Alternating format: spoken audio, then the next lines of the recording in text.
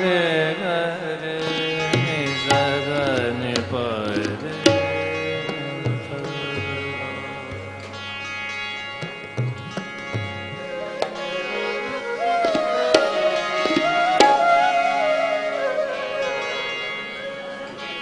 सुघर मधुर बन बंशी बजाई सुघर मधुर बन बंशी बजाई सुघर मधुर बन बंशी बजाई सुघर मधुर बन बंशी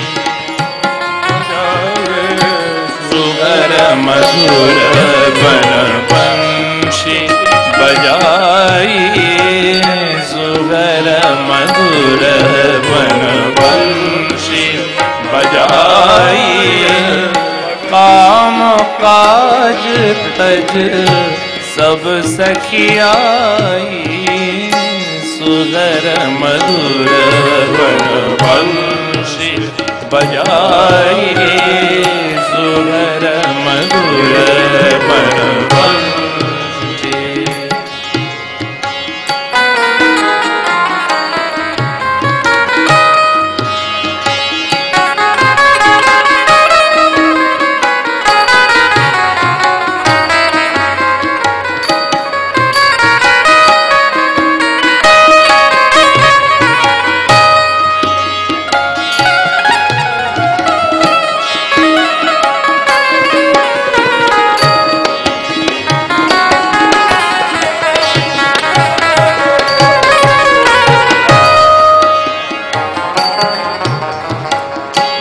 रे गम गरे गरे धनि रे गम पद भम गरे गरे धनि रे गम पद गम धनि धनि धनि ध पद गम गरे गरे धनि धनि रे नि धनि रे नि मधुर बन बंसी बजाए बंसी बजाए सुघर मधुर बन बजाए सुघर मधुर बन बंशी मधुर बन बंशी मधुर बन बंशी मधुर बन सुघर मधुर बन बंशी बजाई सुघर मधुर बन बंशी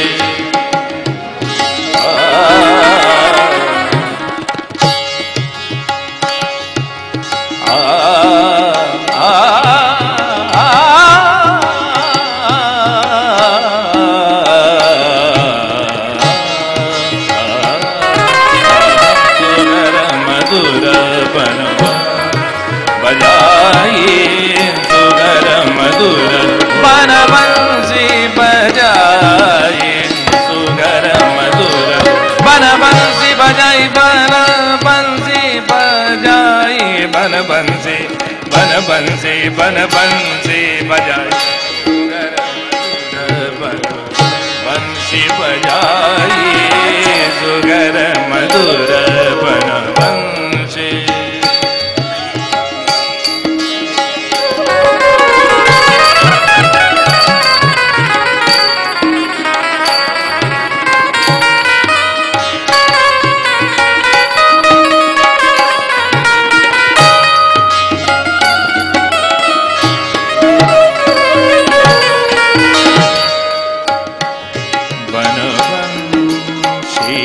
बन बंशी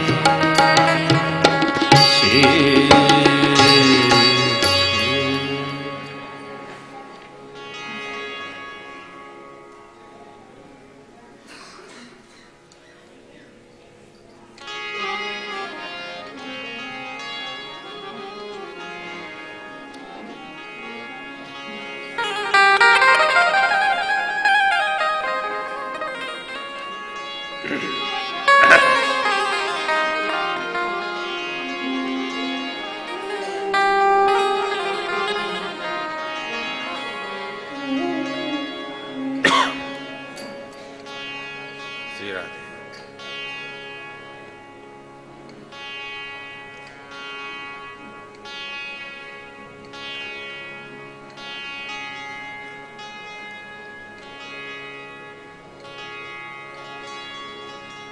हरे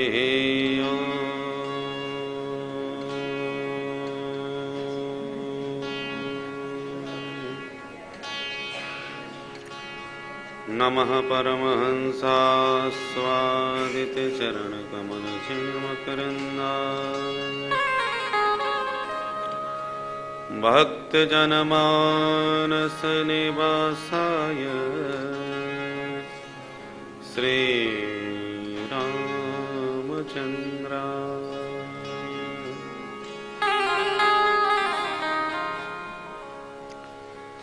ध्येयं सदा परिभवग्नमभीष्टदोहम् तीर्थास्पदं शिवविरिञ्चिनुतं शरण्यम्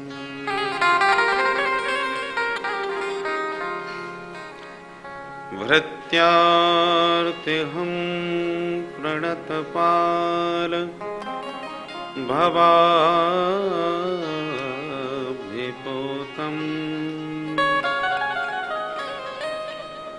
वन्दे महापुरुषते चरणारविन्दम्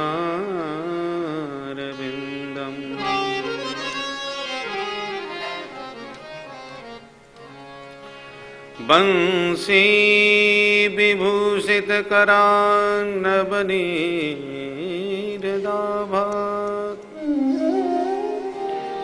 पीताम्बरादरुणबिम्बफलाधरोष्ठा पूर्णेन्दुसुन्दरमुखा दरविन्दनेत्रा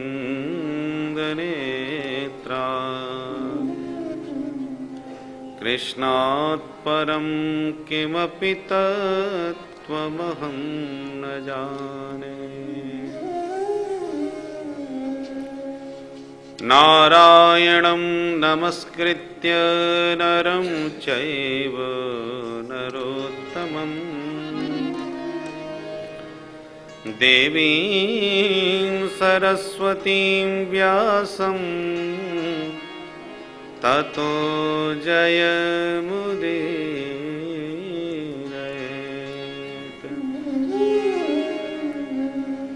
सीतानाथ समारम्भां श्रीरामानन्दार्य मध्यमाम्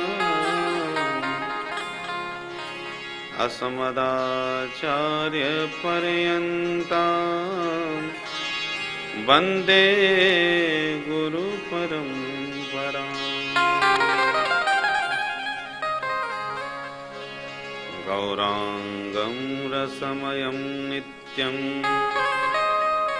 रसाचार्यं रसोत्सुकम् श्रीरामहर्षणदेवाख्यं सद्गुरुं प्रणमाम्यहम्।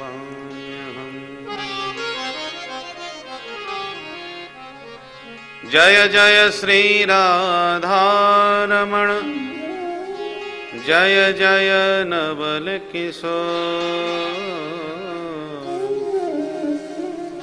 जय गोपी चितचोर प्रभु जय जय माखन चोर।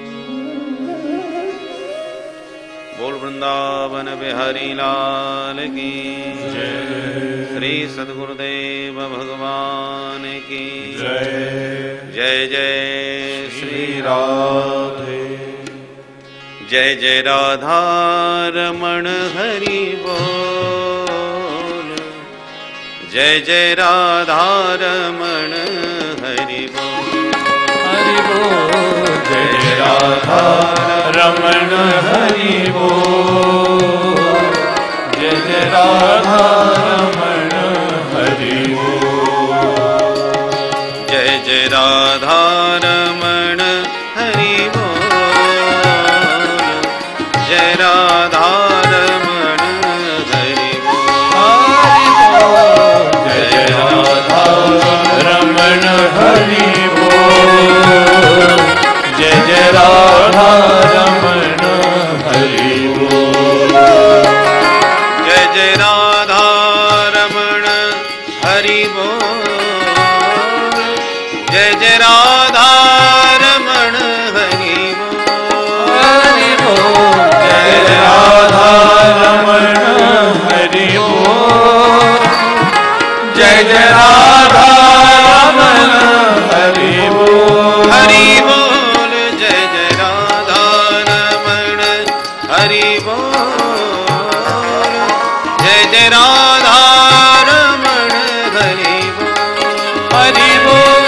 जय जय राधारमण हरि बोल। जय जय राधारमण हरि बोल। जय जय राधारमण हरि बोल। जय राधारमण हरि बोल। जय जय राधारमण हरि बोल। जय जय राधारमण हरि बोल। अखियन काजल मृग छोना सो। अखियन काजल मृग छोना सो। अखियन काजल मृग छोना सो।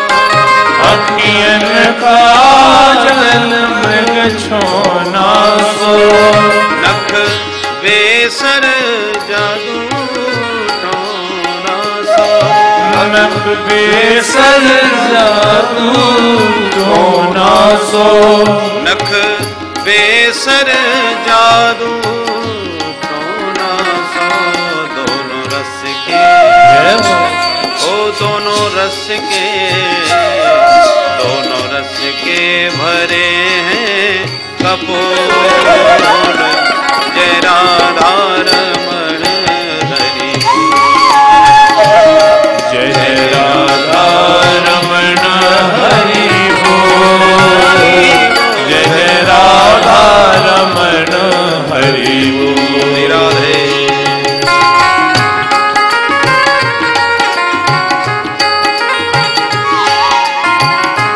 राधे जय हो।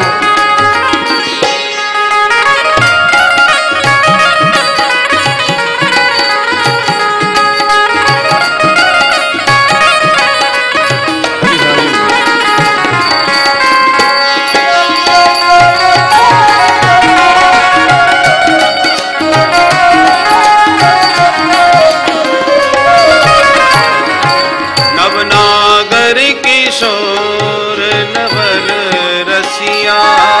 नवनागर किशोर नवल रसिया। नवनागर किशोर नवल रसिया। नवनागर किशोर नवल रसिया। प्यारो ब्रज को छैल कान्हा मन बसिया। प्यारो ब्रज को छैल कान्हा मन बसिया। ओ प्यारो ब्रज को छैल कान्हा मन बसिया। करे कालिंदी करे कालिंदी करे कालिंदी कूल किलो। जय राधारमण हरि बोल। जय जय राधारमण हरि बोल। जय जय राधारमण हरि बोल।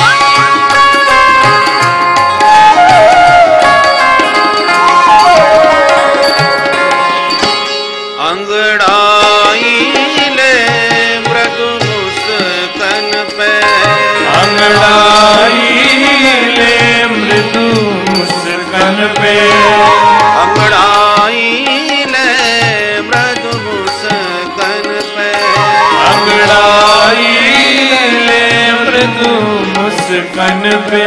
ओ कजरीनी तिरछी चितवन पे। कजरीली तिरछी चितवन पे। कजरीनी तिरछी चितवन पे। सुखदास सुखदास सुखदास बिका है बिन मोर। जय जय राधा रमण हरि बोल। जय जय राधा रमण हरि बोल। जय जय राधा रमण हरि बोल। जय जय राधा रमण हरि बोल। जय जय राधा रमण हरि बोल। जय जय राधा रमण हरि बोल। जय जय राधा रमण हरि बोल। हरि बोल। जय जय राधा रमण हरि बोल। जय जय राधा रमण हरि बोल। हरि बोल। जय जय राधा रमण हरि बोल। जय जय राधा रमण हरि बोल। जय जय राधा रमण हरि बोल। जय राधा रमण हरि बोल। जय जय राधा रमण हरि बोल। जय जय राधा रमण हरि बोल। हरि बोल। जय जय राधा रमण हरि बोल। जय राधा रमण हरि बोल। जय जय राधा रमण हरि बोल। जय जय राधा रमण। जय जय राधा रमण हरि बोल। राधा रमण। जय जय राधा रमण जय हरि जय राधा रमण बोल। वृंदावन बिहारी लाल की जय जय श्री राधे।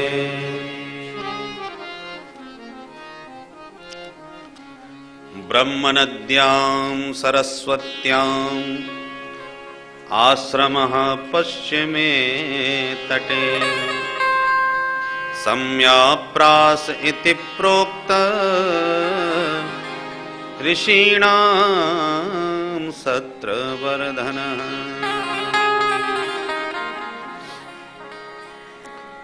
परम मंगलमय भगवत स्वरूप श्रीमद्भागवत महापुराणांतर्गत पूर्व प्रसंग में हमने श्रवण किया कि देवर्षि नारद अपने पूर्व जन्म का वृत्तांत सुनाते हुए व्यास जी महाराज को गोविंद के गुण गणों का गायन करने की प्रेरणा देकर प्रस्थान कर गए।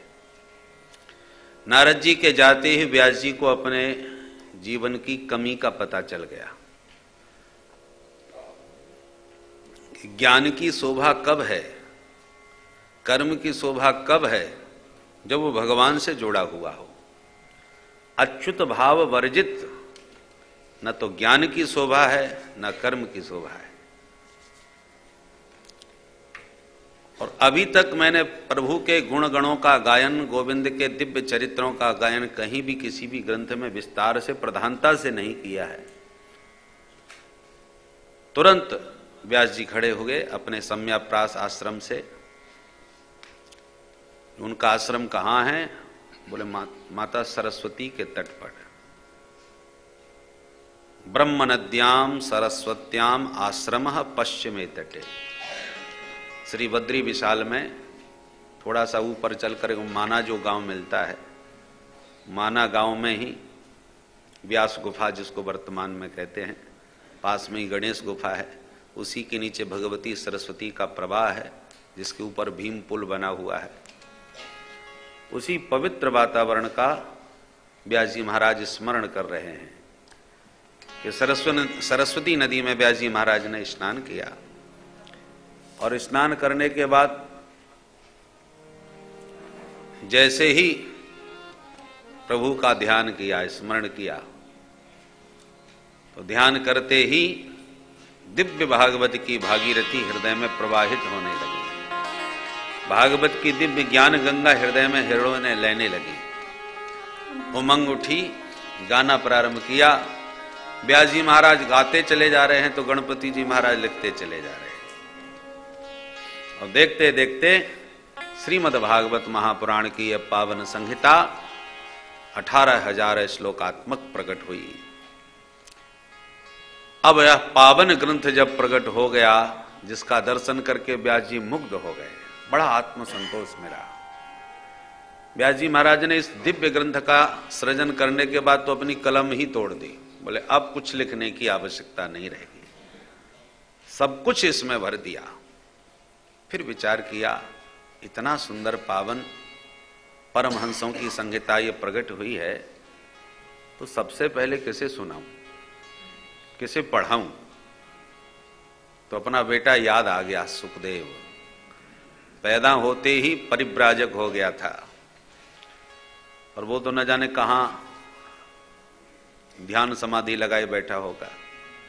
तो अपने कुछ शिष्यों को भागवत के यत्र तत्र के कुछ बढ़िया बढ़िया श्लोक सुनाए, रटाए, और उनसे कहा इन श्लोकों को यत्र तत्र जाकर के खूब गाओ, गुनगुनाओ।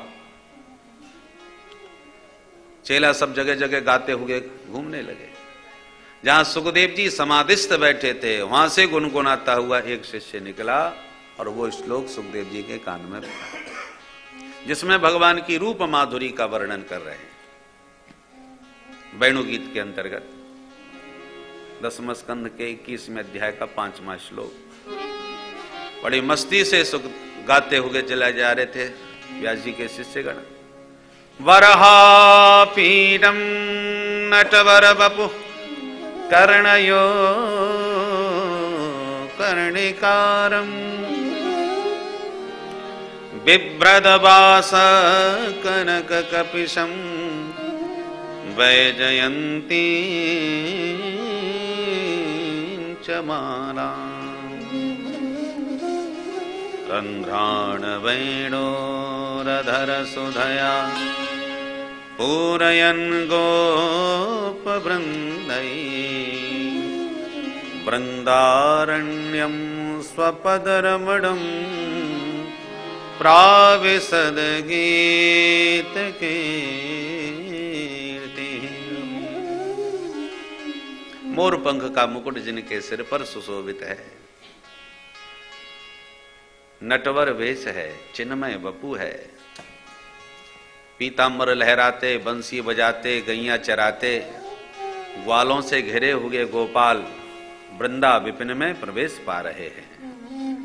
ऐसी सुंदर पवित्र वह दिव्य झांकी को सुनते सुनते इतने आनंद मग्न हो गए सुखदेव जी के उनके हृदय में वो झांकी उतर गई। बंसी बजाते उस मोर मुकुट गिरधारी, बंसी मोर मुकुटधारी गिरधारी का जब हृदय में स्मरण किया तो रोमांचित हो गए। ओहो, ऐसी पावन मधुर छवि का अवलोकन करना चाहिए, देखना चाहिए। आकर्षण मन में बहुत अद्भुत हुआ, चित्त खिंचने लगा। करसयति इति कृष्ण, कन्हैया के रूप लावण्य ने खींचना चालू कर दिया। फिर मन में विचार आया है तो बड़ा छैल छबीला छोरा, किंतु स्वभाव का न जाने कैसा होगा। हम दीवाने बने उसके पीछे दौड़े और वो हमसे पीछे मुड़ के देखे भी नहीं, बात भी ना करे, तो हम तो कहीं के नहीं रहेंगे, ना इधर के ना उधर के। इसलिए हमें किसी के चक्कर में पड़ना नहीं चाहिए। अपने मन को सावधान किया और पुनः समाधि लगाने का प्रयास किया। तब तक दूसरा श्लोक कान में आया। दूसरे श्लोक में भगवान का स्वभाव का वर्णन किया गया। अहो बकीयम स्तन कालकूटम जिघांसया पाय यदाप्यसाध्वी लेभे गतिं धातृचितां ततोऽन्यं कं वा दयालुं शरणं व्रजे। अहो आश्चर्यम, कितना महद आश्चर्य है किस बात का? बकीयम, इयम बकी, इस पूतना को देखो। बकी नाम पूतना का, बकासुर की बहन। ये बका बकी भाई बहन थे। तो अहो बकीयम, इयम बकी, इस बकी पूतना को देखो कैसी है। स्तन कालकूटम, जो अपने स्तनों में कालकूट हलाहल विष लगाए बैठी है। काय के लिए? जिघांसया, जिघांसया का मतलब हंतुम इच्छा, भगवान को विष पिला करके मारने की दुर्भावना लेकर आई है। जिसके जीवन में एक भी सद्गुण नहीं, एक भी अच्छाई नहीं, पवित्रता तो जिसके जीवन में है ही नहीं, नाम ही है पूत ना, पवित्रता है ही नहीं। ऐसी बालघनी राक्षसी पूतना भगवान को विष पिला के मारने की दुर्भावना से आई है। असाध्वी, साधुता सज्जनता जिसमें किंचित भी नहीं है। पर प्रभु का कोमल स्वभाव तो देखो। लेभे गतिम धातृचितां ततोन्यम, धात्र्योचित गतिम लेभे, जो गति यशोदा मैया को देनी थी, देनी चाहिए, वो यशोदा मैया को बाद में मिली, पहले पूतना मौसी को मिल गई। एक भी गुण नहीं, पर न जाने कौन से गुण पर दयानिधि रीझ जाते हैं। ठाकुर जी किस बात पर रीझ जाएं, किस बात पर मुग्ध हो जाएं। भगवान बोले बुरी भली जैसी भी हो पर मेरी मौसी है, मामा की बहन है, मामा जी की भेजी हुई है। मौसी का अर्थ ही होता है मां जैसी, मासी। मां जैसी जो हो, मां के समान जो हो, वो मौसी। और सिर्फ रिश्ते में ही मौसी नहीं है, व्यवहार भी तो मां जैसा ही किया है। मुझे मेरे पास आई, बड़े वात्सल्य से भर के मुझे अपने अंक में, घोरांक मादाय, अपने अंक में लेकर के मुझे अपना स्तन पान कराई। भावना जैसी भी रही हो पर व्यवहार तो बिल्कुल मैया जैसा है। तो मां जैसा व्यवहार है और रिश्ते में भी मां जैसी मौसी है, इसलिए लेभे गतिम धात्र्युचिता, तो मां के समान ही गति भगवान ने पूतना को भी प्रदान कर दी। कम्बा दयालु, ऐसा दूसरा दयालु संसार में कौन हो सकता है जो स्वयं जहर पिलाने के लिए आई है, उसे भी मां की गति प्रदान कर रहे हैं। जब पूतना जैसी राक्षसी में भी भगवान को कोई दोष दिखाई नहीं पड़ा, उसमें भी मैया मान करके गति दे दी, तो दूसरा ऐसा दयालु कहीं हो ही नहीं सा। ऐसो को उदार जग माही, ऐसा परम उदार कौन होगा? जो राक्षसी में दोष नहीं देख सके, वो अपने प्रणत भक्तों में दोष भला कैसे देख सकते हैं? भगवान को दोष दिखाई पड़ते ही नहीं। इसलिए भक्त भगवान को उत्तम परीक्षक नहीं मानते। कोई परीक्षक जो परीक्षा लेता है, किसी के यहां कॉपी जांचने आई और वो सबको प्रथम श्रेणी पास कर दे, क्या उसे उत्तम कहा जा सकता है? जिसको फेल करना आता ही नहीं, इतना दयालु है कि उसके हाथ से कोई फेल हो सकता ही नहीं, उसे उत्तम परीक्षक तो नहीं कहा जा सकता। भगवान के दरबार में सब पास, जो नोट कहीं ना चलता हो ठाकुर जी के दान पात्र में अवश्य चल जाता है। बोलो राधे राधे, राधे राधे। भगवान के यहां खरे खोटे सब चल जाते हैं। ऐसा कोमल स्वभाव। जन अवगुण प्रभु मान न का, जन अवगुण प्रभु मान न का, जन अवगुण प्रभु मान न का, जन अवगुण प्रभु मान न का, दीन बंधु अति मृदुल स्वभाव, दीन बंधु अति मृदुल स्वभाव, दीन बंधु अति मृदुल स्वभाव, दीन बंधु अति मृदुल स्वभाव। अति मृदुल स्वभाव, इतना अत्यंत कोमल स्वभाव है कि दोष किसी के दिखाई पड़ते ही नहीं। इसलिए जब राम जी महाराज भोलेनाथ के सन्मुख प्रकट होकर के बोले, भोले बाबा एक मेरी विनती सुन लो आज। भोले बाबा ने कहा, महाराज कैसी बात करें, आप मेरे स्वामी हो, आप मेरे इष्ट देव हो, आपकी आज्ञा मेरे लिए स्वीकार है, आप मुझसे विनती करोगे।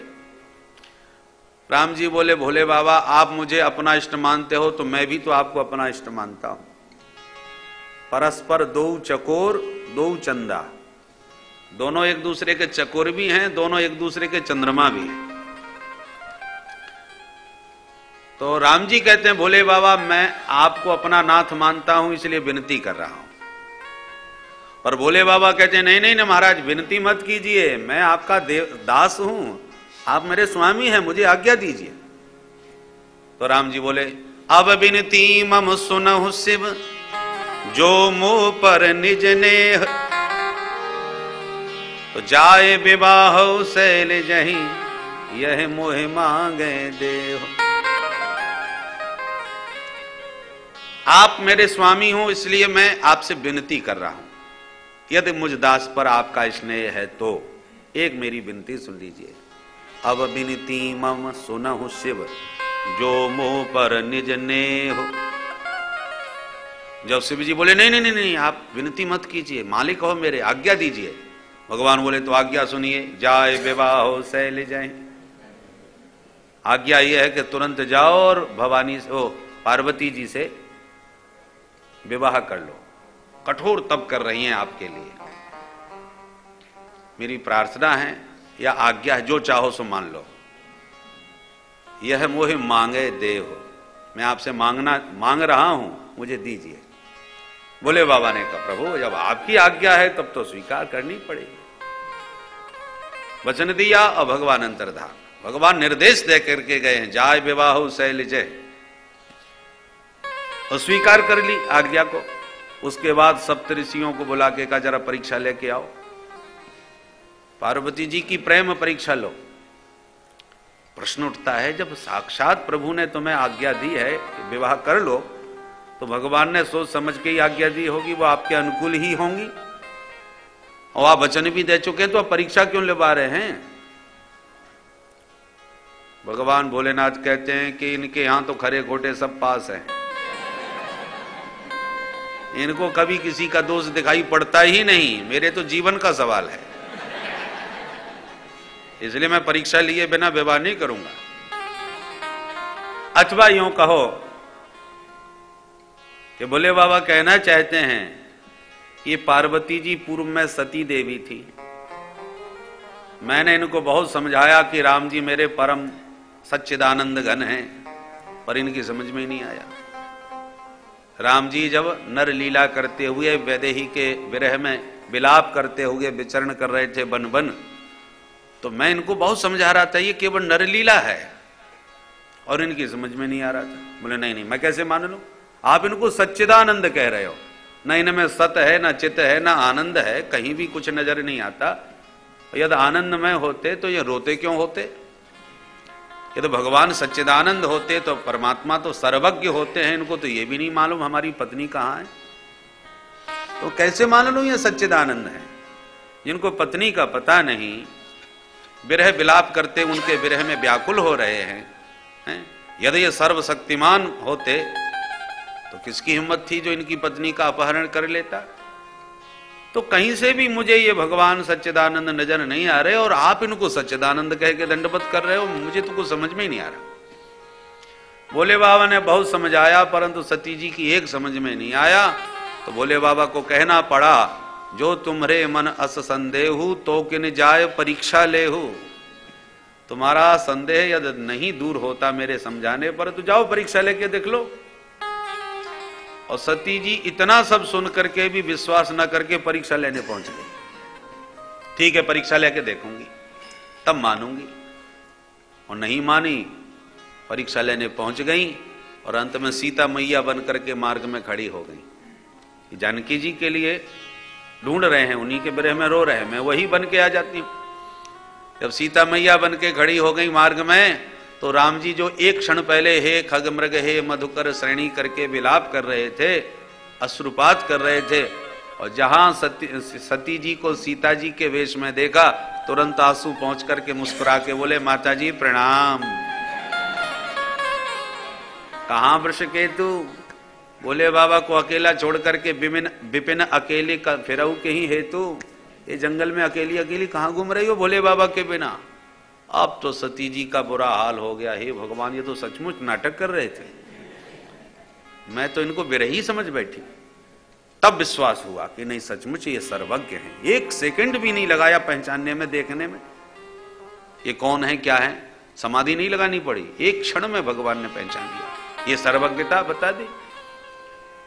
तब सती जी को विश्वास, तो जो मेरे प्रभु को बिना परीक्षा के स्वीकार नहीं करी, तो आज मैं भी वो सती को बिना परीक्षा लेके ये स्वीकार नहीं करूंगा।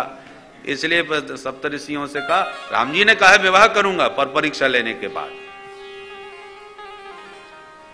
तो तात्पर्य यह है कि भोले हमारे भक्त वैष्णव जन प्राय भगवान को इतना उदार परम दयालु मानते हैं कि उनको परीक्षा के मामले में स्वीकार नहीं करे। वो परीक्षक तो वो होता है जो गुण दोष देख करके मूल्यांकन करे। भगवान को दोष तो दिखाई पड़ते ही नहीं। रहत न प्रभु चित चूक किए की, करत सुरत सह बार ही की, जेहि अग बधेऊ व्याध जिम बाली, फिर सुकंठ सोई कीन कुचाली, सोई करतूत विभीषण केरी, पर सपने सो न राम ही अहेरी। भगवान को निज जनों का दोष दिखाई पड़ता ही नहीं, इसलिए भक्त लोग भगवान को उत्तम परीक्षक मानते नहीं, ये तो परम उदार हैं। तो जो पूतना जैसी राक्षसी को मां के समान गति प्रदान कर दिए, कंबा दयालुम शरणम ब्रजेम, ऐसा दयालु कौन होगा? जो सुखदेव जी ने सुना कि वाह, वो देखने के ही छैल छबीले नहीं है, स्वभाव का तो और भी गजब है, स्वभाव तो और भी गजब का है, बस सोई दीवाने हो गए। जबकि परमहंस थे, आंख बंद किए जो निरंतर ध्यान समाधि में स्थित रहते थे। आत्मा रामाश्च मुनयो निर्ग्रंथा अप्यरुक्रमे, कुर्वन्त्य हेतु किं भक्तिं इत्थं भूत गुणो हरि। आत्मा राम अपने आत्म स्वरूप में ही निरंतर रमण करने वाले मुनि हैं, निरंतर मननशील हैं, निर्ग्रंथा हैं, ग्रंथि रहता है, जिनके भीतर किसी भी प्रकार की कोई ग्रंथि नहीं रह गई। अविद्या, अस्मिता, राग, द्वेष, अभिनिवेश, कोई ग्रंथि जिनके भीतर नहीं है। निर्ग्रंथा, ग्रंथि रहता, विद्यते हृदय ग्रंथि, जिनके भीतर की सारी ग्रंथियां खुल गई। आचार्यों ने इस निर्ग्रंथा शब्द के बहुत से अर्थ किए हैं। बोले ग्रंथि रहित परमहंस हैं। जब पहले तो ब्रह्मचर्य आश्रम में जब हम लोग रहते हैं तो शिखा सूत्र धारण करना पड़ता है, और शिखा में ग्रंथि लगानी पड़ती है, और जनेऊ में ब्रह्म ग्रंथि लगाई जाती है। और जब सन्यास धारण करते हैं तो शिखा सूत्र को त्याग देते हैं। तो परमहंस बन गए, सन्यासी बन गए, तो शिखा सूत्र का परित्याग कर दिए। सुखदेव जी ऐसे ही निर्ग्रंथा, न शिखा की ग्रंथि है, न यज्ञोपवीत की ग्रंथि है, समस्त ग्रंथियों से परे परम सन्यासी हैं, इसलिए निर्ग्रंथा। अथवा जिनके जीवन में किसी प्रकार से संग्रह परिग्रह की ग्रंथि नहीं है। कई महापुरुष सब कुछ त्यागने के बाद कुछ तो अपने गांठ में रखते हैं। लोग व्यवहार में भी कहते हैं भाई कुछ गांठ में है कि नहीं, माने आपके कुछ पास में है कि नहीं। अपने किसी न किसी वस्त्र में गांठ लगा के कुछ वस्तु रखते हैं, पर सुखदेव जी के पास कोई वस्त्र ही नहीं है, किसी प्रकार की कोई गांठ जिनके जीवन में नहीं है, किसी प्रकार के संग्रह परिग्रह की ग्रंथि जिनके पास नहीं है, ऐसे निर्ग्रंथा, ऐसे परमहंस। परंतु जो परम निष्काम हैं वो भी भक्तिम कुर्वन्ति, ऐसे परमहंस सुखदेव जी भी भगवान के चरण कमलों में भक्ति कर रहे हैं। काय के लिए कर रहे हैं?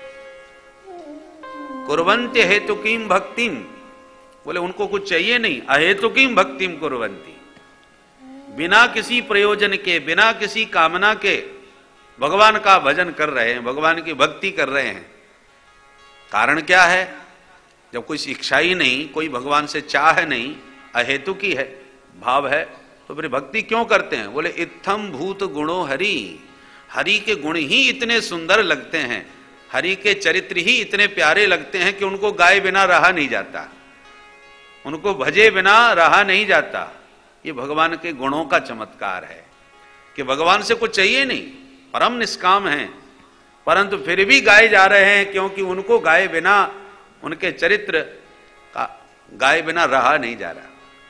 अरे बड़े बड़े खिलाड़ी लोग, जब भारत पाकिस्तान का मैच होता है तो जो खेल के दीवाने होते हैं कि सब काम धंधा छोड़ के टीवी पर एकदम टकटकी लगाए बैठ जाते हैं, और उनका जिससे अनुराग है, खेल देखते देखते खिलाड़ियों से प्रेम हो जाता है। अब जिस खिलाड़ी के वो दीवाने हैं वो आउट हो गया तो लगता है जैसे उनके ऊपर हार्ट अटैक हो गया, इतने बेचारे व्यथित हो जाते हैं। और उसने कहीं शतकों का शतक लगा दिया तो ये समझ लो घर घर में मिठाई बांटते हैं, भैया गजब हो गया, शतकों का शतक बना दिया हमारे ने। अब उससे कोई पूछा जा तुम्हें क्या मिल गया भाई? उसने शतक लगाया, उसको पुरस्कार मिला, ये सबको उसको मिला, तुम्हें तो वो जानता भी नहीं है। फिर तुम इतने दीवाने बने, ये हजारों को रुपया वो पटाखे फोड़ रहे हो और जो मिठाई बांट रहे हो, क्या मिल गया तुम्हें? बोले मिला कुछ नहीं, परंतु हम उसके दीवाने हैं भाई, उसने बनाया तो हमको लगता हमको मिल गया, हमने बहुत कुछ पा लिया। ये दीवानगी का स्वभाव है, उसको कुछ चाहिए नहीं उससे कि वो पहचाने भी, उसकी जरूरत नहीं, पर हम उसके दीवाने हैं। उसकी उपलब्धि को हमें अपनी उपलब्धि दिखाई पड़ती है, ये उसके गुणों का चमत्कार है, उसके गुणों पर ही जाते हैं। तो ठाकुर जी तो अनंत गुणों के भंडार हैं, तो सुखदेव जैसे परमहंसों को भगवान से भी कुछ नहीं चाहिए, वो तो परम निष्काम हैं, परंतु फिर भी उनके गुण इतने सुंदर हैं कि उनको गाए बिना रहा नहीं जाता। इसलिए परीक्षित के सामने गा रहे हैं, बदले में कुछ चाह थोड़ी रहे, कि चाहने की इच्छा होती तो फिर देवताओं को सुनाते, परीक्षित को क्यों सुनाते? प्रभावशाली तो देवता हैं जो स्वर्ग में उनसे कथा सुनने के लिए अभिलाषा रखते हैं, और देवताओं को तो डांट के भगा दिया, और परीक्षित को कथा सुनाई ऋषियों के बीच में, क्योंकि उन्हें कुछ प्राप्ति नहीं चाहिए कि इनसे कुछ मिले, वो तो अपने आनंद के लिए प्रभु के गुणों से प्रभावित होकर के, आकर्षित होकर के गा रहे हैं। कुर्वन्त हेतु किम भक्तिम इत्थम भूत गुणो हरि, भगवान हरि के गुणों से प्रभावित होकर के गाते हैं। हरेर गुणा क्षिप्तमति भगवान बादरायणि, अध्यगान महदाख्यानम नित्यम विष्णु जन प्रिय। हरेर गुणाक्षिप्तमति, हरि का अर्थ ही है हरति इति हरि, जो सब कुछ हर लेवे। हरति जीवानाम पापमिति हरि, हरति गोपीनाम चित्तम वित्तम नवनीतम इति हरि, जो सब कुछ हर लेते हैं, गोपियों के चित्त को हर लेते हैं, भक्तों के पाप संताप को हर लेते हैं, और सुखदेव जैसे परमहंसों का चित्त चुरा लेते हैं। हरेर गुणाक्षिप्तमति भगवान बादरायणि। देखो, शुद्ध लोहा हो तो चुंबक उसे निश्चित अपनी ओर खींच लेगी, परंतु दो शर्त है। क्या? चुंबकीय सीमा के भीतर लोहा होना चाहिए। चुंबक यहां रखी है, लोहा 2 किलोमीटर दूर रखा है तो काम नहीं करेगा। चुंबकीय उसकी जो परिधि है, उस चुंबकीय सीमा के भीतर लोहा प्रविष्ट हुआ कि चुंबक ने खींच लिया। दूसरी शर्त यह है कि चुंबकीय सीमा के भीतर भी निरावरण होना चाहिए। बहुत कपड़ों में लिपटा हुआ या बहुत मोटी मोटी कीचड़ उसके ऊपर लगी हो तो चुंबक प्रभावशाली नहीं होगी। निरावरण हो और चुंबकीय सीमा के भीतर हो, फिर लोहे को अपने आप ही चुंबक अपनी तरफ खींचती है। ऐसी जिनका चित्त एकदम विशुद्ध हो, जिनके चित्त में संसार की कोई दुर्वासनाएं ना भरी हो, कोई गंदगी ना हो, और साधना करते करते भगवान की कृपा परिधि में जिन्होंने प्रवेश पा लिया है, तो ऐसे भक्तों के शुद्ध चित्त को भगवान अपने आप ही खींचते हैं। वो रह नहीं सकते। जैसे कि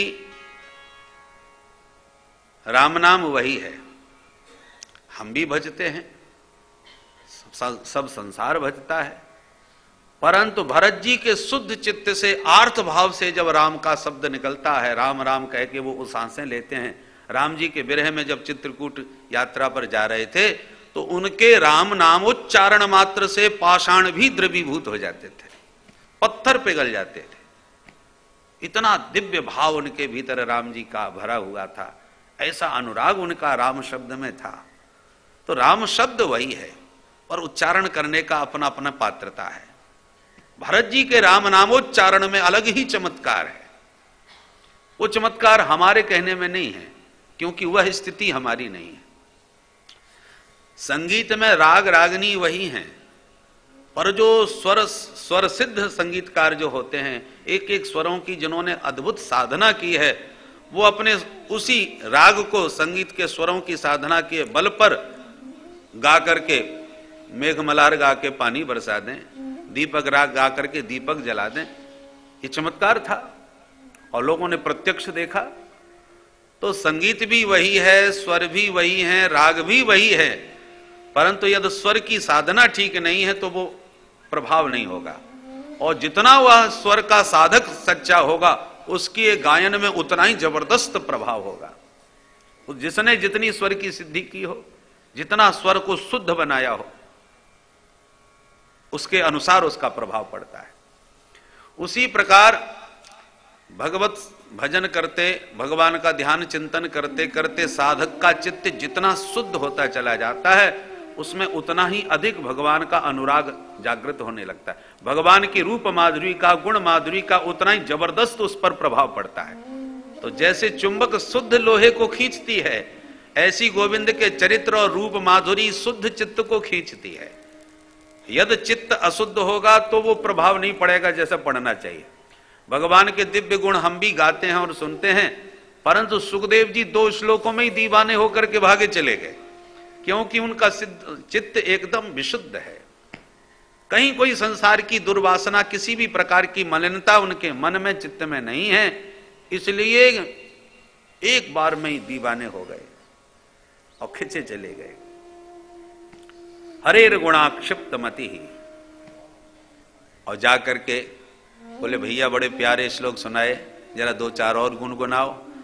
व्यास जी का शिष्य बोला 2 ही श्लोक सिखाए थे हमको, तो और ज्यादा सुनना है तो चलो हमारे गुरुदेव के पास। कहाँ है भैया, ले चलो। तब हरेर गुणाक्षिप्त मति भगवान बादरायणी, दौड़े दौड़े व्यास जी के पास आए और अध्यगान महदाख्यानम, फिर व्यास जी के चरणों में बैठ करके ये संपूर्ण भागवत संहिता का अध्ययन किया, स्वाध्याय किया। और अवसर पा करके यही श्रीमद् भागवत संहिता को महामुनि सुखदेव जी ने सम्राट परीक्षित को गंगा के किनारे ऋषियों के मध्य सुनाया। सौनक जी बोले महाराज, परमहंसों की संहिता थी और सुखदेव जी परमहंस थे, इसलिए व्यास जी ने सुनाई, ये तो ठीक है, पर परीक्षित तो परमहंस नहीं थे। फिर सुखदेव जी ने परीक्षित को ये भागवत क्यों सुनाई? थोड़ा परीक्षित के बारे में भी तो कुछ परिचय दीजिए। क्योंकि स गोदोहन मात्रम ही ग्रहेसु ग्रह मेधिनाम, जो सुखदेव जी जैसे परमहंस गोदोहन काल से ज्यादा कहीं टिकने वाले नहीं। सुखदेव जी परमहंस हैं और भिक्षा में जो मिल जाए उसी से को पा लेते हैं।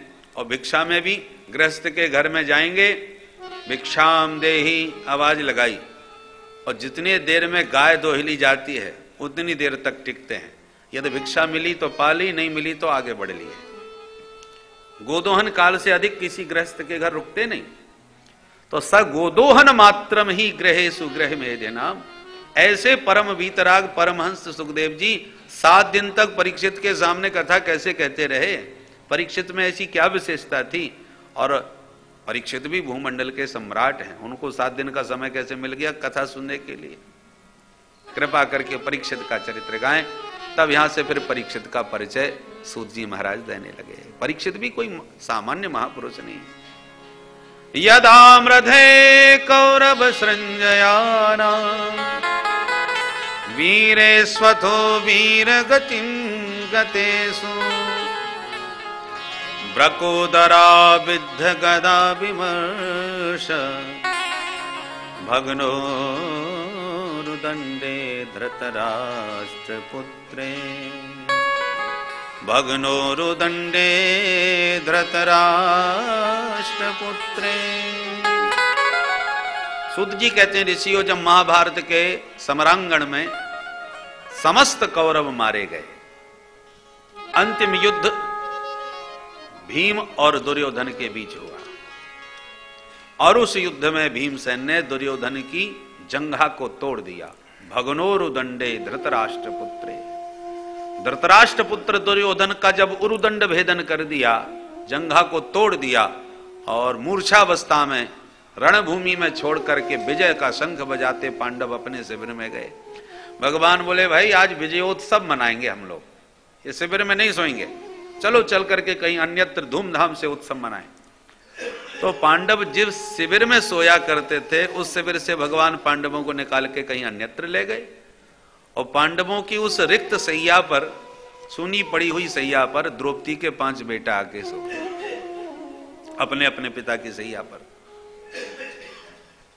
इधर अश्वत्थामा दुर्योधन के पास आके बोला, मित्र एक बार भी मुझे अवसर मिला होता सेनापति बनने का तो आज एक पांडव न बचा होता, पर मुझे अवसर मिला ही नहीं। जो भी आपका सेनापति बना वो अंतर मन से सबके सब पांडवों का हित चाहते थे, सब पांडवों के हितैषी थे, चाहे वो मेरे पिता हो चाहे पितामह भीष्म हो। दुर्योधन ने कहा जो होना था वो हो गया, अब तुम मेरे लिए क्या कर सकते हो वो बताओ। बोलो क्या चाहते हो? दुर्योधन बोला, मैं क्या बताऊं, हम 100 भाई थे, एक नहीं बचा आज, और दुश्मन मेरे 5 भाई थे पर एक भी नहीं मरा। हम 100 में एक नहीं बचा, उन 5 में एक नहीं मरा। अरे कम से कम एक तो कोई मर जाए तो मेरे मन को तसल्ली मिल जाए। वो दुष्टि ही किस मतलब का जो मरते मरते बदल जाए। मरने को पड़ा है, मूर्छा में है, फिर भी चाहता यही है कि एक पांडव कोई मरे। अश्वत्थामा ने कहा, मित्रवर तुम्हारा मनोरथ मैं सिद्ध करूंगा, आप प्रतीक्षा करो, अभी तो आता हूं। अश्वत्थामा चल पड़ा और काकुलु कन्याय से अर्धरात्रि पर सोते हुए पांडवों पर उसने षड्यंत्र पूर्वक प्रहार किया। पांडव तो थे नहीं, पांडव पुत्र थे, उन्हीं को 5 पांडव समझ बैठा, 5 का सिर काट लिया। दौड़ा भागा आया, मित्रवर देखो देखो, तुम एक सिर मांगे थे, हम 5 का सिर ले आए। दुर्योधन बड़ा प्रसन्न हुआ, जब ध्यान से उनका मुख देखा तो पहचान करके बोला, अरे अभागे ये पांडव नहीं पांडव पुत्र हैं, इन्हें मार के तो तूने हमारे वंश में पानी देने वाला भी नहीं छोड़ा, इनसे मेरा क्या बैर। जितना प्रसन्न उतना ही दुखी हो गया और दुर्योधन तो शरीर त्याग के चला गया, पर अश्वत्थामा घबरा गया कि अब मुझे अर्जुन कभी नहीं छोड़ने वाला, तो भयभीत होकर के भागा अश्वत्थामा। इधर प्रातः जब द्रौपदी को अपने पुत्रों की स्थिति का पता चला तो अत्यंत करुण क्रंदन करने लगी। माता शिशूनाम निधनम सुतानाम निशम्य घोरम परितप्यमाना तदा रुदस्वास्म कलाकुलाक्षी ताम सांत्वयन्नाभ किरीटमाली। द्रौपदी ने जब करुण क्रंदन किया तो गांडीव उठा करके अर्जुन ने आश्वासन दिया, देवी दुखी मत हो, तुम छत्राणी हो, मैं अर्जुन प्रतिज्ञा करता हूं जिसने ये कर्म किया है, हमारे बच्चों की हालत ऐसी की है, वो मुझ अर्जुन से जीवित नहीं बच सकता, मैं उसे मृत्यु दंड दूंगा और तुम्हारी आंखों के सामने दूंगा। ऐसा कठोर प्रण करके गोविंद के रथ में आरूढ़ होकर के अर्जुन ने पीछा किया अश्वत्थामा का। अश्वत्थामा प्राण बचा के भाग रहा था। जब अश्वत्थामा समझ गया कि अर्जुन मुझे नहीं छोड़ने वाला, तो उसने ब्रह्मास्त्र चला दिया अर्जुन पर। अर्जुन घबरा गए ब्रह्मास्त्र के तेज को देखकर। भगवान बोले अर्जुन मत घबराओ, इसको केवल ब्रह्मास्त्र चलाना आता है, लौटाना नहीं आता। और तुम्हारे गुरुदेव ने तुम्हें चलाना और लौटाना सब कुछ सिखा रखा है। ब्रह्मास्त्र का दूसरा कोई विकल्प नहीं, तुम्हें भी ब्रह्मास्त्र छोड़ना ही होगा। तब अर्जुन ने गोविंद के निर्देश पर ब्रह्मास्त्र चलाया। ब्रह्मास्त्र टकराए। भगवान बोले तुरंत इसे शांत भी करो। तो प्रभु का संकेत पा करके अर्जुन ने ब्रह्मास्त्र शांत किया और दौड़ करके अश्वत्थामा को पकड़ लिया और पशुओं की तरह खूब रस्सियों में बांध करके लाके रथ में पटक दिया। भगवान बोले ये क्या कर रहे हो? ब्रह्म बंधु मेमम जही, ये दुष्ट ब्राह्मण है, अधम ब्राह्मण है, मारो इसे अभी। अर्जुन ने कहा प्रभु अवश्य मारूंगा, परंतु देवी द्रौपदी के सन्मुख जाके मारूंगा। भगवान कहते हैं ये महादुष्ट है, आतताई है, इसने सोते हुए बालकों की हत्या की है। अरे सोते हुए बालकों की तो छोड़ो, शत्रु को भी नहीं मारा जाता है। शत्रु को मारने का भी एक नियम होता है कि कैसी स्थिति में मारा, वो यदि वो सो रहा हो या पागल हो गया हो या विरत हो गया हो या भयभीत होके पलायन कर रहा हो, ऐसी स्थिति में शत्रु को भी सज्जन पुरुष नहीं मारते। मत्तम प्रमत्तम उन्मत्तम सुप्तम बालम स्त्रियम जडम प्रपन्नम विरथम भीतम नरिपुम हंति धर्मवित्। धर्मज्ञ पुरुष ऐसी परिस्थितियों में शत्रु का भी संहार नहीं करते।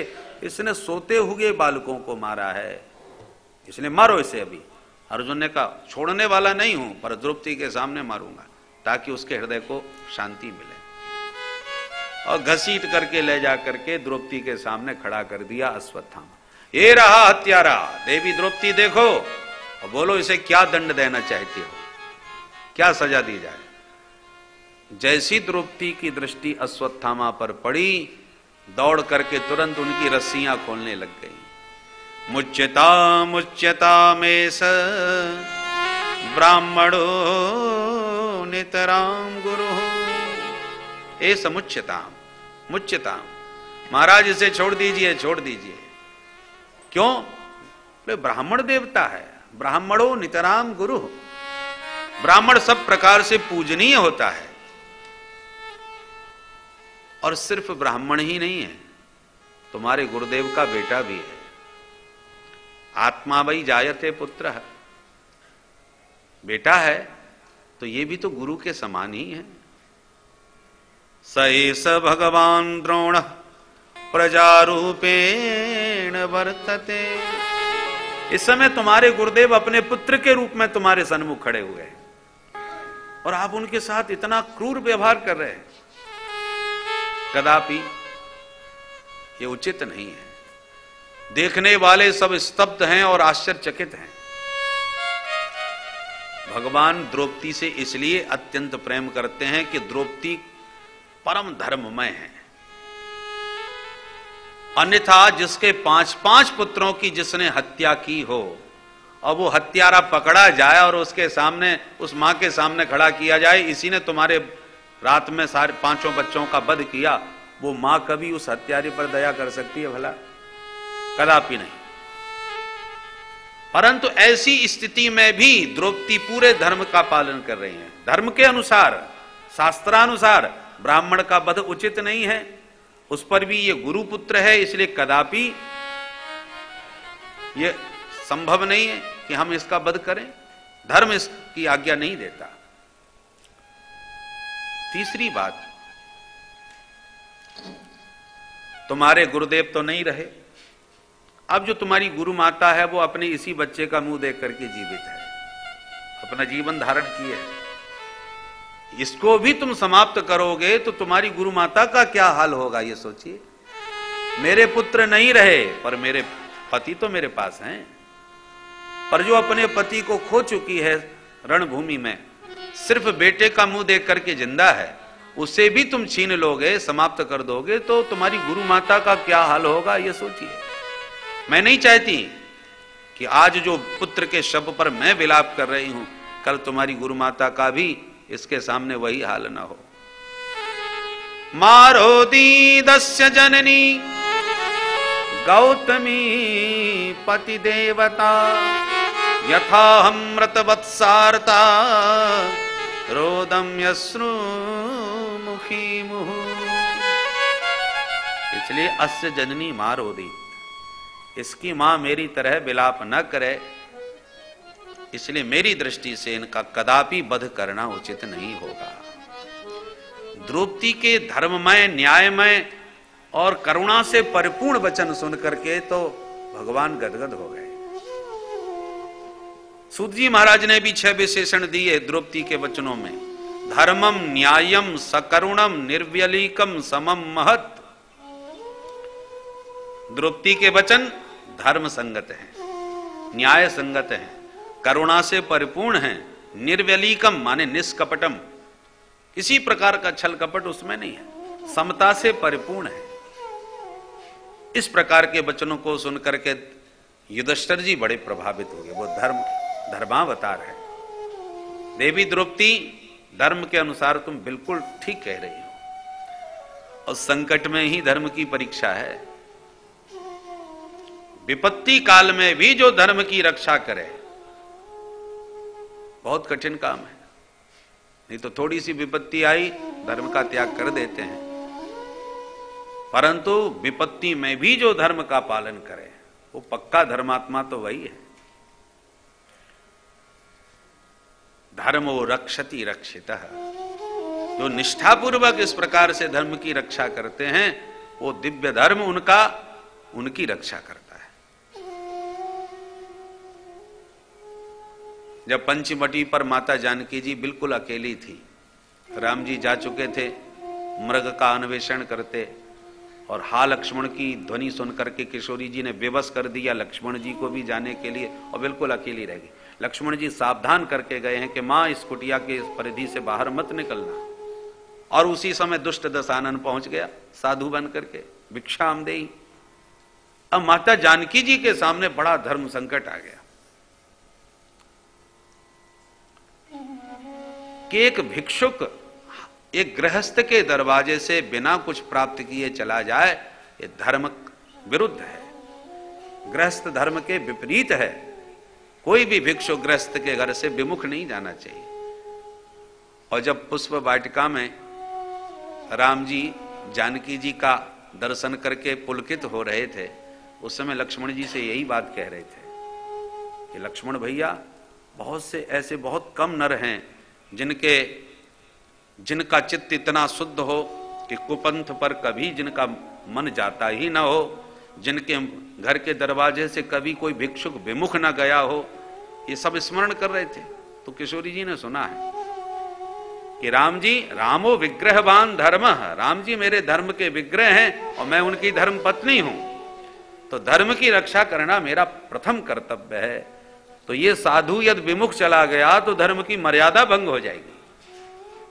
परंतु दूसरी तरफ सुरक्षा का सवाल है। यदि मैं बाहर जाकर के इस भिक्षुक को भिक्षा नहीं देती तो ये चला जाएगा, और देती हूं तो मेरा जीवन संकट में पड़ सकता है। तो अब मैं आत्मरक्षा को प्रधानता दूं या धर्म रक्षा को? दोनों में से एक को चुनना है, या तो आत्मरक्षा या धर्म रक्षा। तो किशोरी जी ने कहा मेरी रक्षा हो या न हो, पर धर्म रक्षा होनी चाहिए, क्योंकि धर्म, मैं विग्रह राम जी की मैं पत्नी हूं। धर्म रक्षा के लिए जिन्होंने अवतार लिया है, तो धर्म की रक्षा की प्रधानता से किशोरी जी ने अपनी रक्षा को संकट में डाल दिया और बाहर जाकर के भिक्षा दी, धर्म की रक्षा करी। किशोरी जी ने तो धर्म की रक्षा कर ली, पर दशानन जब अपहरण करके ले जाने लगा, किसी ने कहा जानकी तुमने धर्म की रक्षा की, अब तुम्हारी रक्षा कौन करेगा?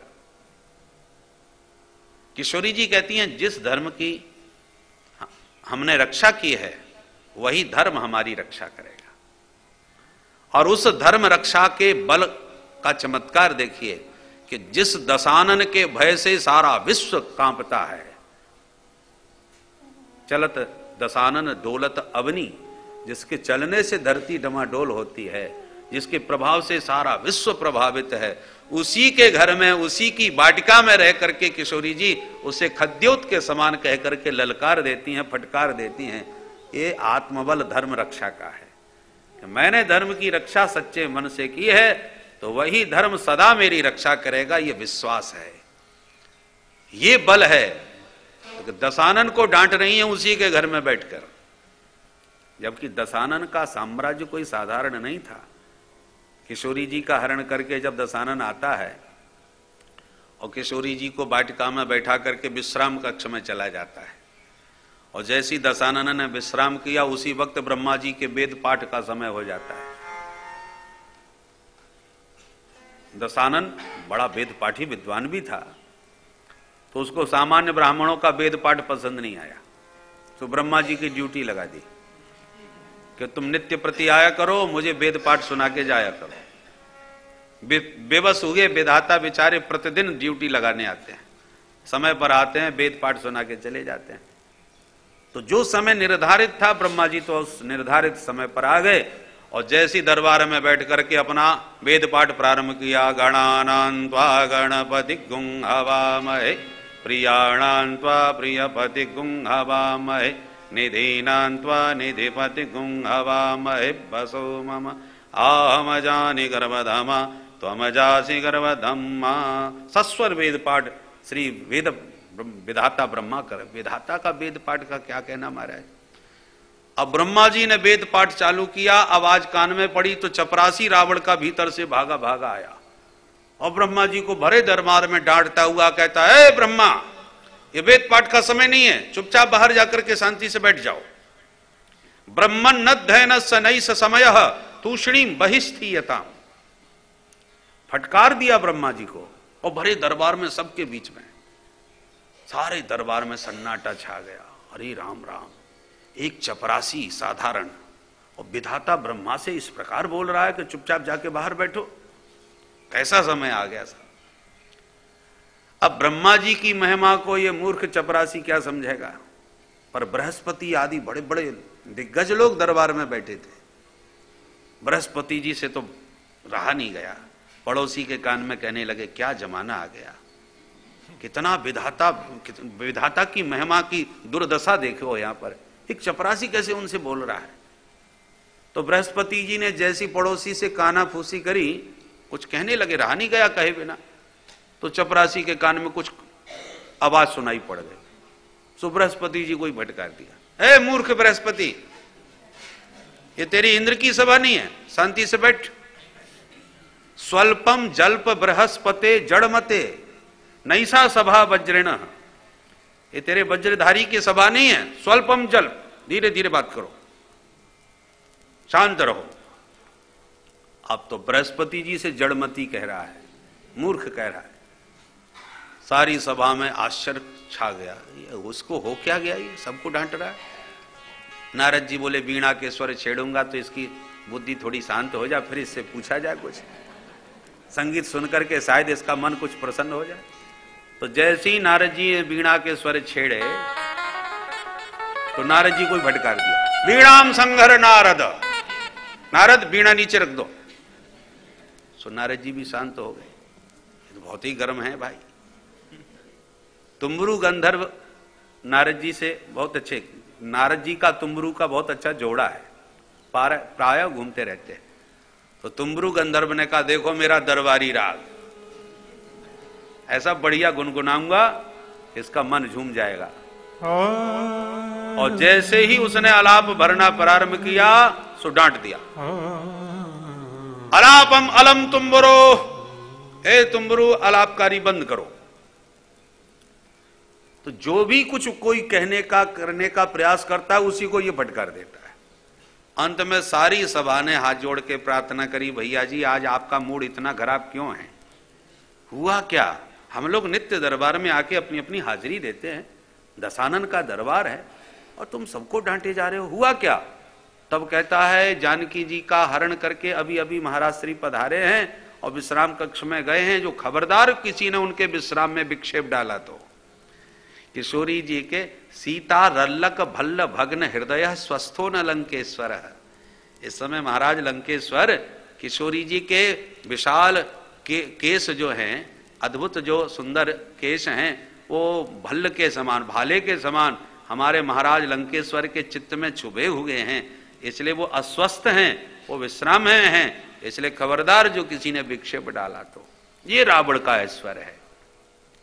जब रावण का एक चपरासी ऐसे ऐसे दिग्गजों को फटकार देता है कि ब्रह्मण्य अध्ययन नैस समय तूषणी बहिस्थीयताम स्वल्पम जल्प बृहस्पते जड़मते नैसा सभा वज्रिण बीणाम संघर नारद स्तुति कथा अलापम अलम तुम्बरो सीतारल्लक भल्ल भग्न हृदय स्वस्थो न लंकेश्वर।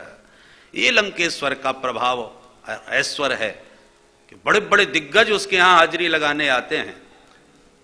भोले बाबा स्वयं प्रतिदिन उनसे अपनी पूजा करवाने आते हैं, इष्ट देव हैं। किसी ने पूछा तुम गुरुजी हो के इष्ट देव हो करके उससे इतना डरते हो कि उसके घर में पूजा करवाने पहुंच जाते हो कि भैया समय हो गया अब हमारी पूजा कर लो। ऐसा होता है क्या? चेला को जाना चाहिए गुरुजी के पास पूजा करने के लिए। गुरुजी आते हैं चेला के पास पूजवाने के लिए। गोस्वामी जी ने एक पद में लिखा है ये बात कि ब्रह्मा शंकर नित्य आते हैं उसके यहां। किसी ने पूछा शंकर जी से आप क्यों डरते हो अपने चेला से? उसको जाना चाहिए आपके पास, आप उसके पास क्यों आते हो पूजवाने के लिए? तो भोले बाबा कहते हैं दशानन जैसे चेला से दूर ही रहना चाहिए, और ऐसा चेला अपने घर ना आवे उसी में भलाई है। वो हमारे घर ना आवे इसलिए हम ही उसके घर पहुंच जाते हैं कि तुम यहीं पूज लो हमें। क्योंकि एक बार हमारे घर आया था पूजा करने के लिए, हमारा पूरा कैलाश पर्वत उसने उखाड़ के हिला दिया था। तो ऐसे उत्पाती शिष्य घर में ना आवे इसलिए हम ही उनके घर पहुंच जाते हैं। तो इतना विशाल ऐश्वर्य रावण का था, परंतु उस रावण को माता जानकी जी उसी की वाटिका में रह करके किस प्रकार फटकार देती हैं, ललकार देती हैं। ये धर्म की रक्षा का बल है। तो धर्मो रक्षति रक्षिता, धर्म की जिसने निष्ठापूर्वक रक्षा की है वो धर्म ही उसकी रक्षा करता है। तो धर्मसुत श्री युधिष्ठिर जी महाराज ने धर्ममय द्रौपदी के वचन सुन करके उसका अनुमोदन किया। द्रौपदी बिल्कुल ठीक कह रही हो। अर्जुन, हमारा भी यही मंतव्य है कि इसका वध नहीं करना चाहिए और अश्वत्थामा को छोड़ दिया जाए। और भीमसेन की आंखें लाल हो गई, क्रोध में कांपने लगे। भले ही सब छोड़ दें पर मेरी गदा से तो जिंदा बच के नहीं जाएगा, कदापि मैं इसको नहीं छोड़ सकता। अर्जुन ने भी भीम के स्वर में स्वर मिला दिया। मैं भी क्षत्रिय हूं, प्रतिज्ञाबद्ध होकर गया हूं कि मैं अपने पुत्रों के हत्यारे को छोड़ नहीं सकता। मैंने प्रतिज्ञा की है इसलिए कदापि मैं इसे क्षमा नहीं करूंगा। अब तो समस्या खड़ी हो गई।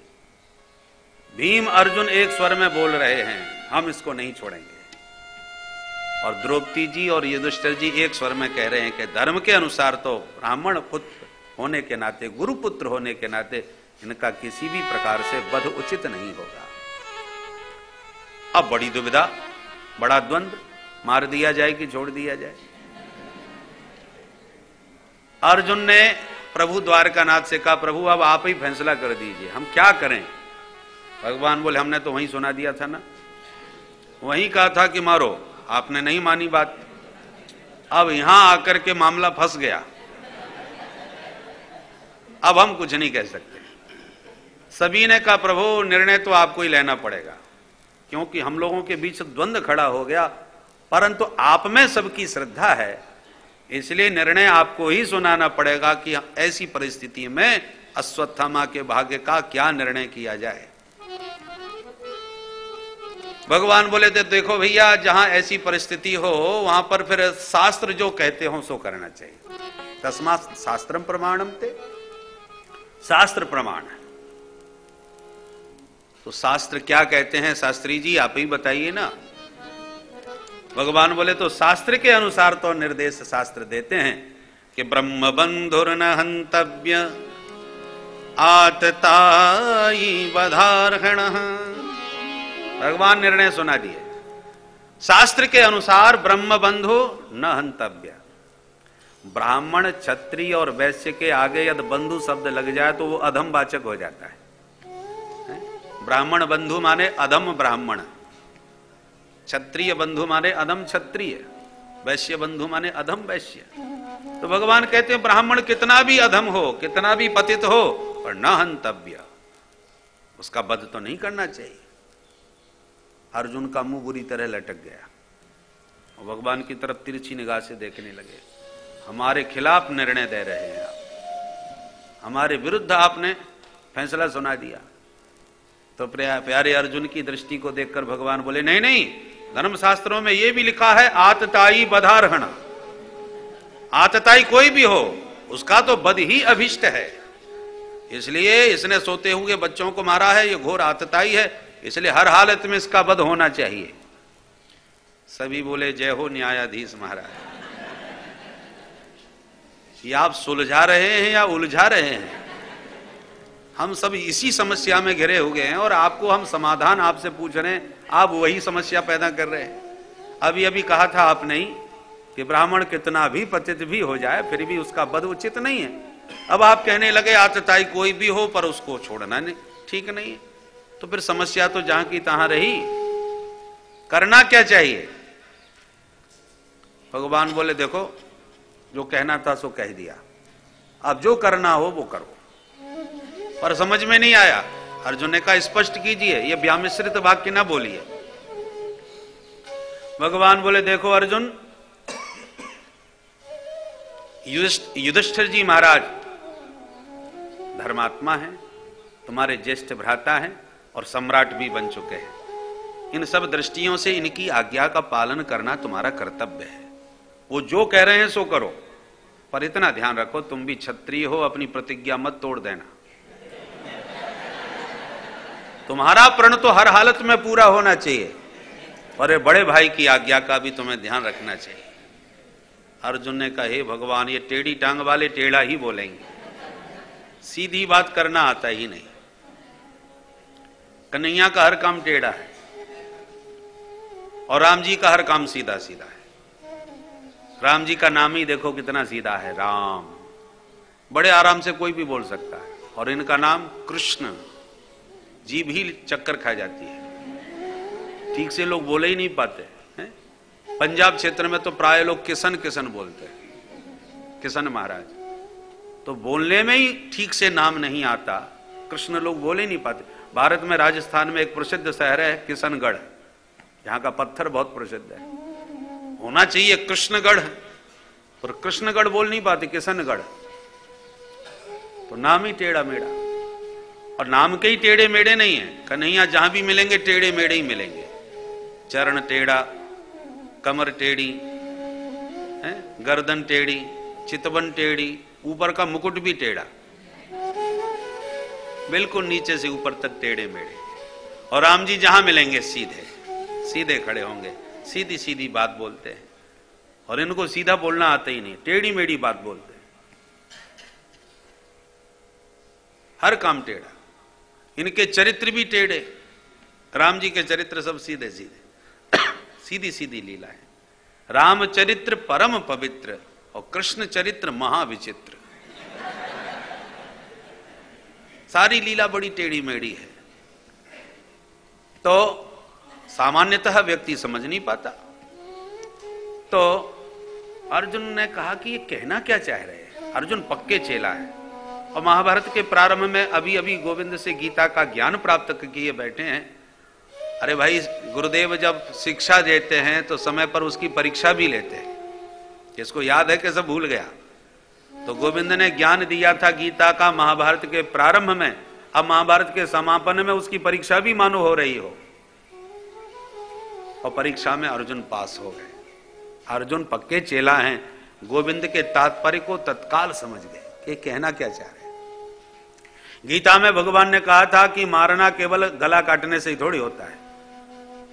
संभावितस्य चाकीर्ति मरणादिति रिच्यते, माननीय व्यक्ति का समाज में अपमान हो जाए वो जीते जी मर ही गया। केवल गला काटने से ही मरना थोड़ी होता है। गोपांगनाओं ने गोपी गीत में कहा नेह किम बध, कन्हैया से कहा कि तुम केवल हमारा गला नहीं काट रहे, परंतु मिलन की उत्कंठा बंसी बजा करके जगाई और हम सब कुछ त्याग करके आपके पास आई और हमसे मिले बिना आप अंतर्हित हो गए, गायब हो गए। क्या ये व्यवहार आपका हमारा वध नहीं कर रहा? तो मारना केवल गला काटने से ही थोड़ी होता है। आज्ञा भंगो नरेंद्राणाम विप्राणाम मानखंडनम पृथक सय्या च नारीणाम असस्त्रो विदितो वधः। ये बिना अस्त्र के वध के बराबर तुल्य दंड है। वपनम द्रविणादानम स्थानान निर्यापणम तथा एस ही ब्रह्म बंधु नाम वधो नान्योस्ति देहिका।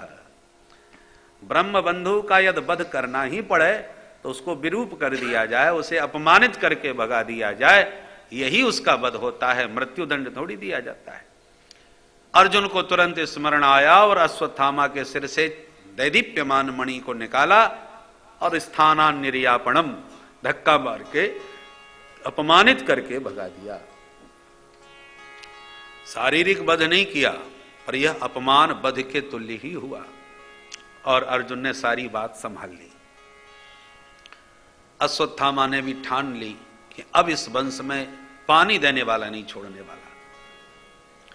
अपमानित होकर चला गया और इधर भगवान पांडवों से बोले, भाई अब आप अपना घर संभालो और हम अपने घर चलें।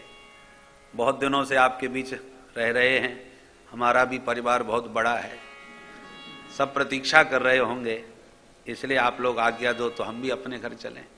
कोई भी भगवान को विदा करना तो चाहता नहीं, न चाहने पर भी सभी को विवश होकर के भगवान को अनुमति देनी पड़ी।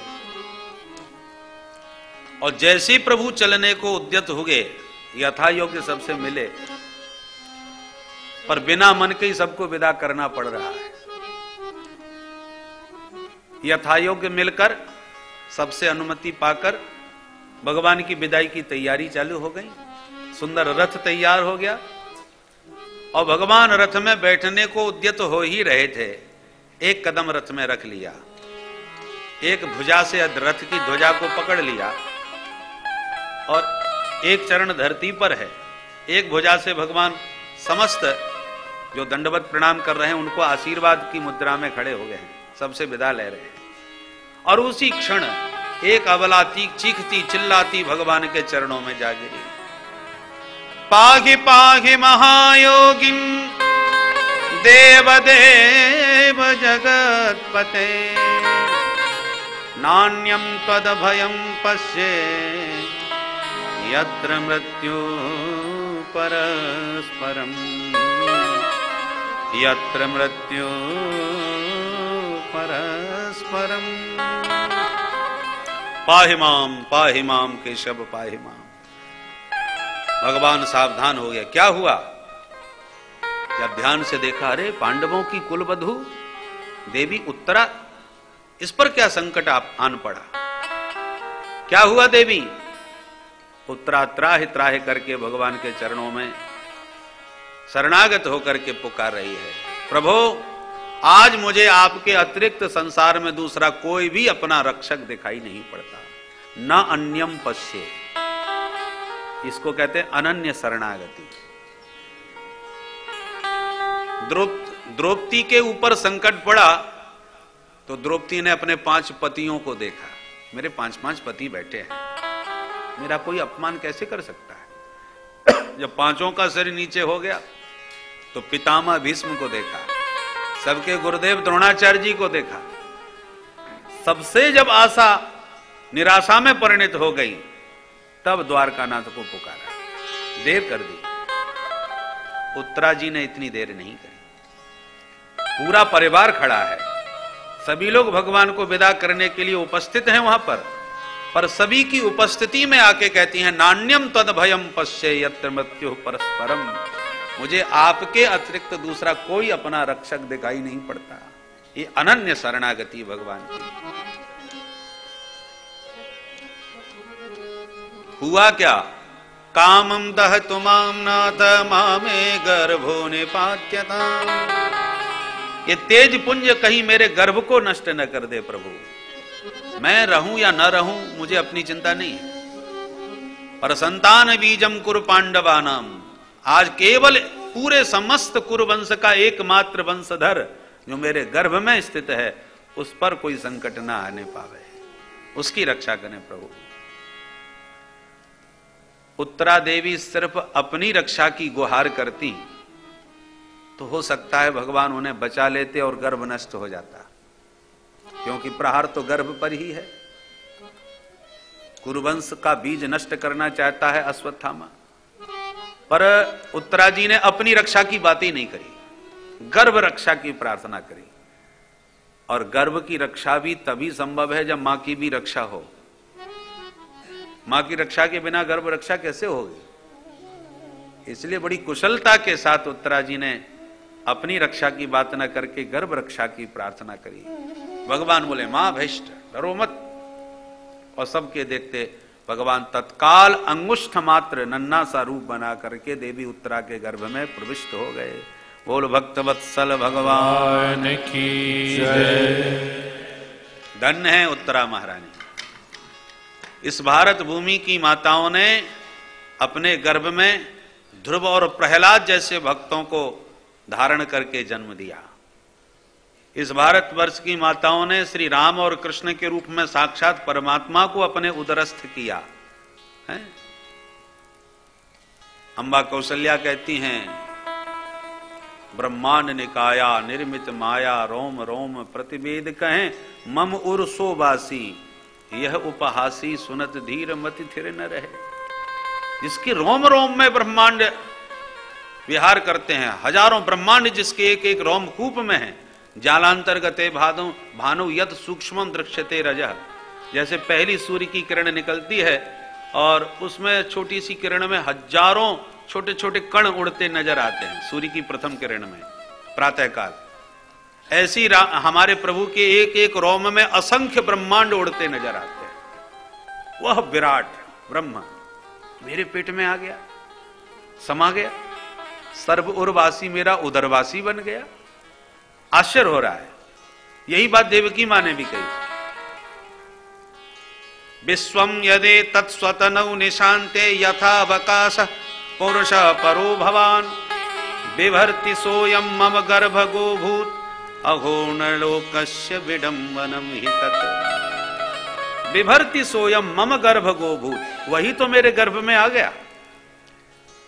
तो भारत की माताओं ने राम और कृष्ण के रूप में साक्षात परमात्मा को अपने उदर में धारण किया और जन्म दिया।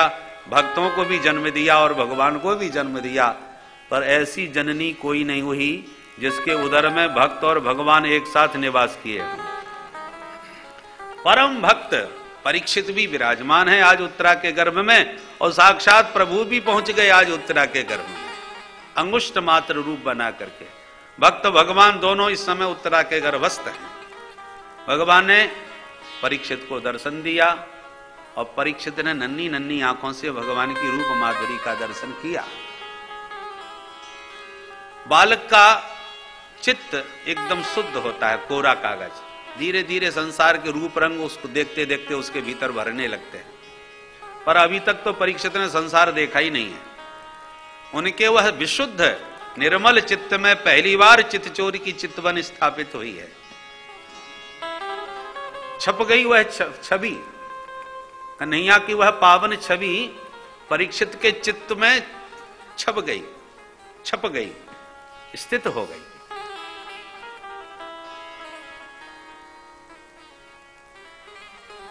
भगवान ने ब्रह्मास्त्र को शांत किया जो अश्वत्थामा ने छोड़ा था, और पुनः प्रकट होकर के मंद मंद मुस्कुराते खड़े हो गए।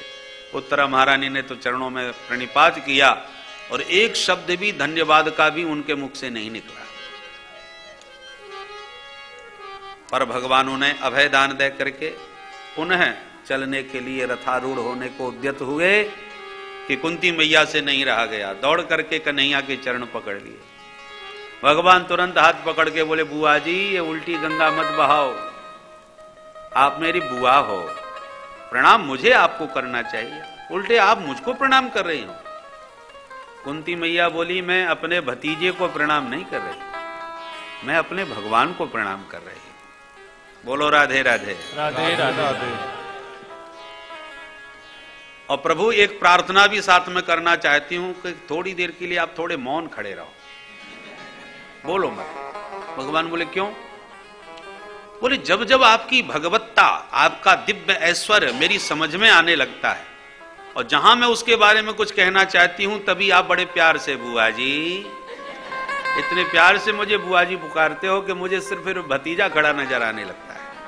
आपकी भगवत्ता को मैं भूलकर केवल भतीजा मान के देखने लगती हूं। इसलिए कहती हूं ये बुआ बुआ कहकर मेरी आंखों पर माया का पर्दा न डालो। आज आपकी दिव्यता जो मेरी समझ में आ रही है उसे मुझे कहने दो। अच्छा कहो बुआ क्या कहना चाहते हो? तब कुंती मैया ने 26 श्लोकों में गोविंद की बहुत ही प्यारी दिव्य स्तुति गाई। नमस्ये पुरुषं त्वाद्यं ईश्वरं प्रकृते परम अलक्ष्यं सर्वभूतानां अंतर्बहिरवस्थितं मायाजवनिकाच्छन्नं अज्ञाधोक्षजमव्ययम् न लक्ष्यसे मूढदृशा नटो नाट्यधरो यथा तथा परमहंसानां मुनीनां अमलात्मनां भक्ति योग विधानार्थं कथं पश्येमहे स्त्रियः कृष्णाय वासुदेवाय देवकी नंदनाय च नंदगोपकुमाराय गोविंदाय नमो नमः। नमः पंकजनाभाय नमः पंकजमालिने नमः पंकजनेत्राय नमस्ते पंकजांघ्रये। इस प्रकार बहुत दिव्य स्तुति 26 श्लोकों के द्वारा कुंती मैया की है। नमस्ते प्रभु आपके चरणों में मेरा प्रणाम है। किसको प्रणाम कर रही हैं?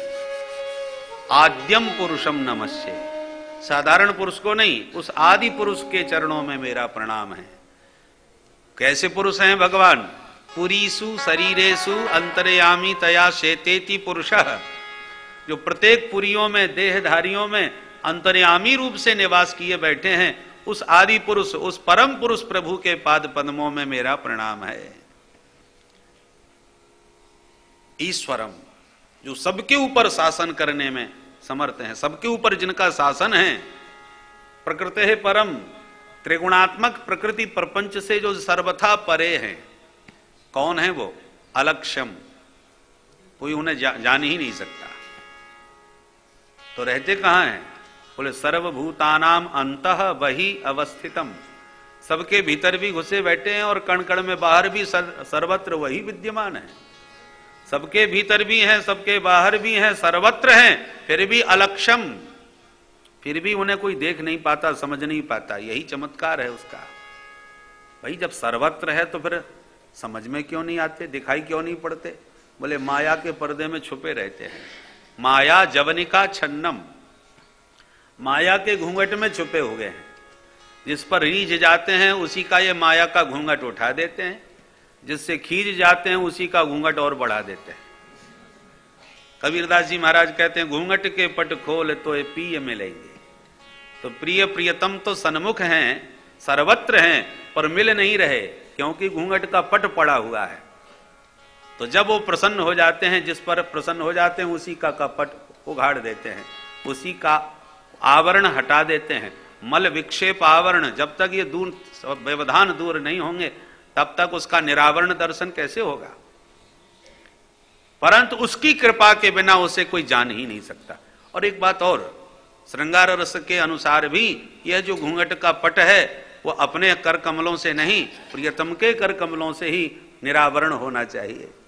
तो भगवान जिस पर रीझ जाते हैं, जिस जीवात्मा पर उनका अनुग्रह बरस पड़ता है, बस उसी की आंखों से माया का पर्दा हरण कर लेते हैं।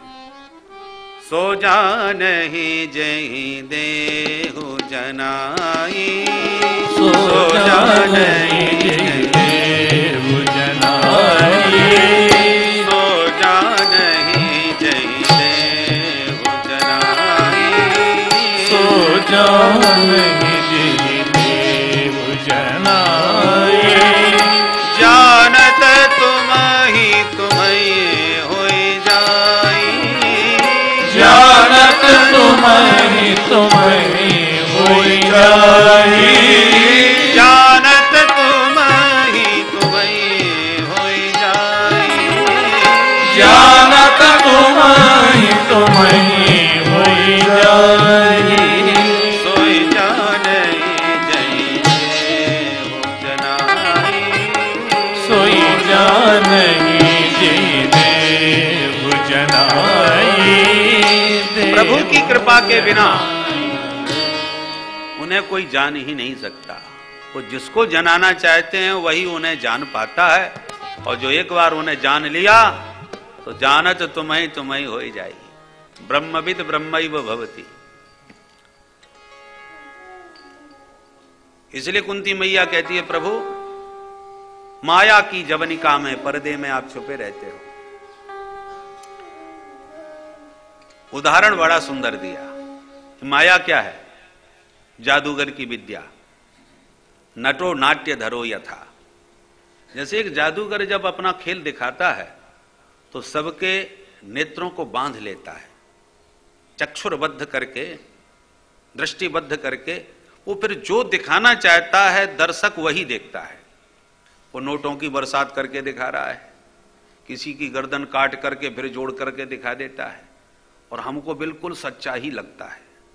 और हतप्रभ होकर के, आश्चर्यचकित होकर के उसके चमत्कार को हम देखते हैं। सब झूठा है पर हमको सच्चा लगता है, और इसलिए सब हैरान परेशान होकर के उसके उस चमत्कार को देखने लगते हैं। पर एक है जो उससे प्रभावित नहीं होता। क्यों? उसका जमूड़ा। जादूगर के संग में लगा रहता है जमूड़ा।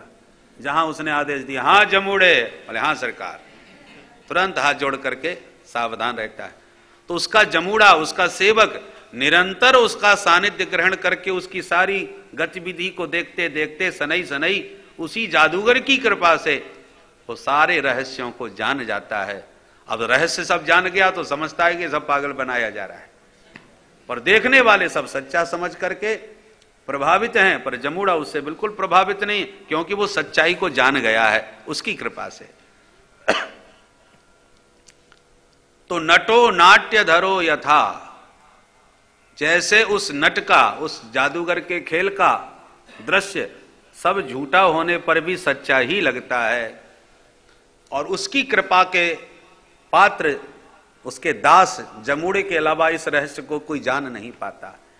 ऐसे भगवान के दास बने बिना, प्रभु की कृपा का पात्र बने बिना इस माया का विचित्र खेल समझ में नहीं आने वाला। माया का अर्थ है ही मां माने नहीं या माने जो है ही नहीं, और न होने पर भी सबको प्रभावित किए जा रही है। वही तो माया का खेल है, यही तो जादूगर की विद्या है। गोस्वामी जी भी कहते हैं, हमारे रामचरितमानस में